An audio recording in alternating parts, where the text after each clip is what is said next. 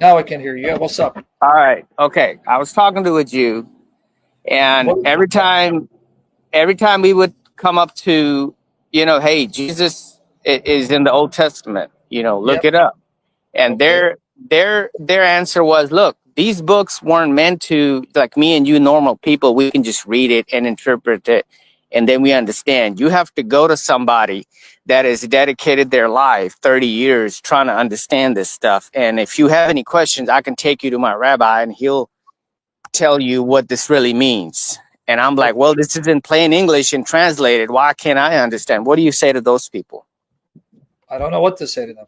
They're just telling you that they're not qualified to deal and address with the scriptures. Now, sadly, he's got a point. Sadly, the Okay. Bible is not written to be put in the hand of every and any person. If you read the history, so he's got a point. He does have a point. If you read Okay. the Old Testament itself, not everyone had a copy of the Law of Moses, right? Right. Because at that time it was not possible to have a copy of the Old Testament in your possession Yeah. because they didn't have a printing press. They couldn't make Hmm. mass copies. And when they did start making copies of biblical books and try to combine them between two covers, which is Right. what the church did, it was too expensive. So not everyone could afford to Okay. have that. This is why you would get your knowledge in the Old Testament by going to the priests because they were given a copy of the law to Right. understand and explain. And this is why there were prophets sent who were inspired by the Spirit to correct Okay. any misinterpretation of the Old Testament. Uh-huh. And when we Okay. come to the New Testament, you have the apostles explaining the Old Testament by inspiration of the Holy Spirit, and then training bishops and appointing bishops to be their successors. And those bishops explained the Bible. So he has a Okay. point. Well, I've never seen anybody break down like you have, like you, like not even pastors. So, I mean, I don't know. I feel Well, he like has a it's point. The point okay. is he realizes he's not Yeah. qualified to discuss the Old Testament. So Okay. all you can do is, all right, well, here are some passages I want to give you, and here are some rabbinic sources that tell me these passages are about Messiah. So go to your rabbi and tell him to explain it, and then get back to me. Yeah, but the rabbis are gonna give him the runaround. They're not gonna tell him Well, to. then that's only going to create doubt in him. That's going to cause him to doubt. Say, wait, this guy didn't just give me an Old Testament text. He gave me rabbinic commentary. He Yeah. told me the Talmud says this, or the rabbi said this, Rambam said this, Rashi said this. He didn't give me his opinion. He quoted rabbinic authorities to say this is what this verse in the Tanakh means. And if he Right. gives him one around, then you're creating doubts in him. And that's what you want to do. He's going to now lose faith in the rabbis. I see. Well, another thing he said that if God knows us, He created us, and He Yes. gave us the 10 Commandments.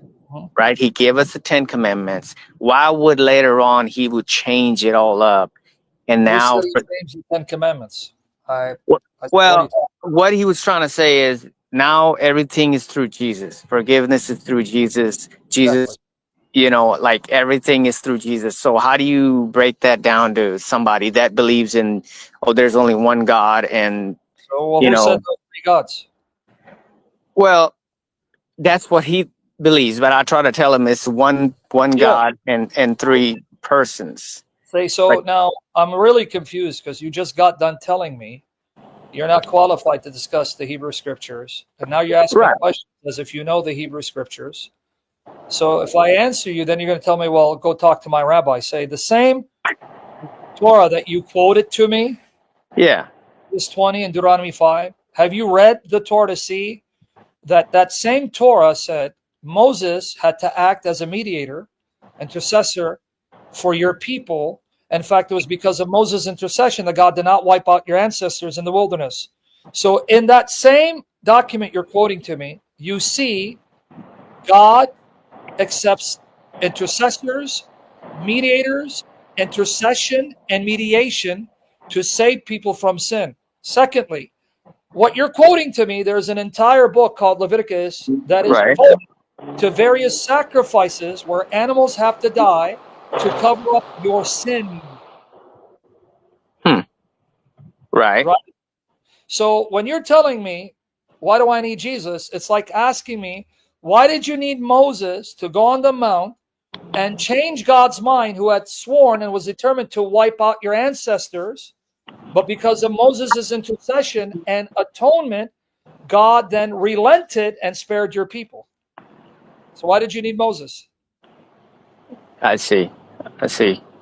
Another thing that was discussed is, okay, so if the laws were there, and now basically what he was saying, Christians now live they're lawless. That's what he was saying. Like, we don't follow anything. Hey, how are you commenting on my Christian faith when you just said you're not even qualified to explain your faith? If you're ignorant of your faith, what makes you a scholar of my faith?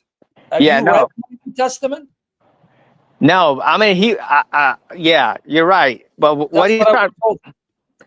right? He was pretty much saying, like, why don't you follow the law that was, it I came do from follow the God. law. I follow the law that your prophet said would be revealed by Messiah. So what are you talking about? Isaiah 42, verse 4. Huh. The problem is you need to know your faith a little better to catch him in these Right, areas. right. Yeah, I'm not at that level yet. Yes, so you got to be prepared. Say, hey, good question. Let me come back. So, but wait, in Isaiah 42, 4, it says, God's servant who will come, he'll be the light of the nations, and that the nations will trust in his Torah, his law. That's in your Old Testament, which you call the Tanakh.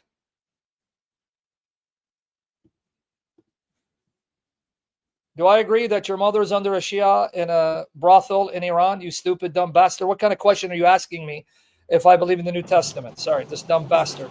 It's asking a loaded question. It's like saying, did you stop beating up your mother and mounting your uncle? Coming back to you. Are you with me? Yeah, I'm here. I'm here. I'm with you. You always call me when you're in the car. Anyway, Deuteronomy 9, or on your porch. Are you on your porch again? Yeah, I'm on. I'm on the patio. You're right. Yeah, yeah. All right, Deuteronomy 9, 18 and 20. Here. And I fell down before Yahweh as at the first. This is Moses speaking, 40 days and nights. Okay. I neither ate bread nor drank water because of all your sin which you had committed in doing what was evil in the sight of Yahweh to provoke him to anger. For I was afraid of the anger and the wrath with which Yahweh was provoked against you in order to destroy you. But Yahweh listened to me that time also. So I stopped Yahweh from destroying you. He listened to me and he obeyed me in forgiving you. And Yahweh was angry enough with Aaron to destroy him, but so I also prayed for Aaron at that time. So Moses' intercession saved Israel from God destroying them and turned God's anger away. So why did God need Moses? Yep. See, that's the kind of question he's asking me. Then, where does it say in their Tanakh that when Mashiach comes, the Messiah, the servant of Yahweh, we Right. will trust in his law? Right here, Isaiah 42, verses 1 to 4. And the word in Hebrew is Torah. Isaiah 42, verse 1 to 4. Behold, my servant whom I uphold, my chosen one, in whom my soul is well pleased. I put my spirit upon him. He will bring forth justice to the nations. He will not cry out or raise his voice, nor make his voice heard in the street. A crushed reed he will not break, and a faintly burning wick he will not extinguish. He'll bring forth justice and truth. He will not be faint or crushed until he has established justice in the earth, and the coastlands will wait expectantly for his law, not the law of Moses, but the law instruction he will give, right? Right. Now, I'm going to show you what the Hebrew is in a minute, but watch the various translations.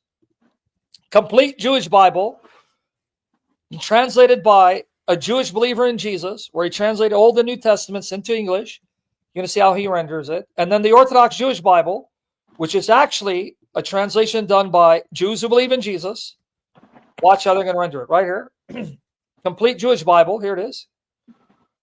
And the coastlands will wait for his Torah. See it? Torah? Yep. You saw it, right, or no? Let me zoom it in. Kind of little. I can't see it completely. Because you're a little dude. Why don't you go wear glasses, dude? No, I gotta zoom in on my phone. Well, now, do you see it here now? Come on, dude. Yeah, Torah, now I see it. Now I see it. Yep. get stuck for the law, dude. Torah. That's a Jewish translation done by a Jewish believer in Jesus. Complete Jewish Bible. Now let's look Orthodox Jewish Bible, which is also a translation done by Jews who believe in Jesus. Okay, here it is, because I know you can't see because you're on your patio. Okay. He, Moshiach, shall not fail or be discouraged till he establish mishpat ba'aretz, right? Mishpat means justice in the land, and the Right. coastland shall wait for his, Moshiach's Torah. Right. So he's talking out of ignorance. He doesn't know the Old Testament, but then he thinks he knows the New Testament. Say, buddy, you don't even know the Old Testament. What makes you think you're going to know the New Testament? Yeah. Anyway, Okay, Sam, I got a personal question for you. So we were, as we were Hello. On a moonlight bay. Go ahead. okay, we were supposed to give, let's say the laws were, I don't know if this is a law or they're supposed to give 10% of your money Yeah, to and the Old to God. Testament's much more complicated. It's not just 10%. The tithe was from your wealth, like you say your coinage, but it's also from your flock and your produce. So if you title, let's say my coinage, I give 10% of that. Okay. My livestock, 10% of my livestock, as well as my harvest. Does that still apply? In the New Testament, we are told to give sacrificially and generously. That's 2 Okay. Corinthians chapters 8 and 9. So there's not a number anymore. So my question to you is, what other rules that were before and doesn't apply now? That's why I have 27 books to tell you. Whoa. Why do you think the New Testament books are there? Yeah.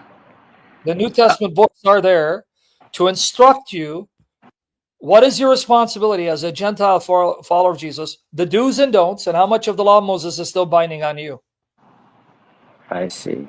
Okay. 27 books that the church was entrusted with to then break down and explain to you so that you don't become your own pope, your own bishop. I see. Right? All right, Sam. I was reading Neophyte. That's right. Targum Neophiti, where you see the Trinity there.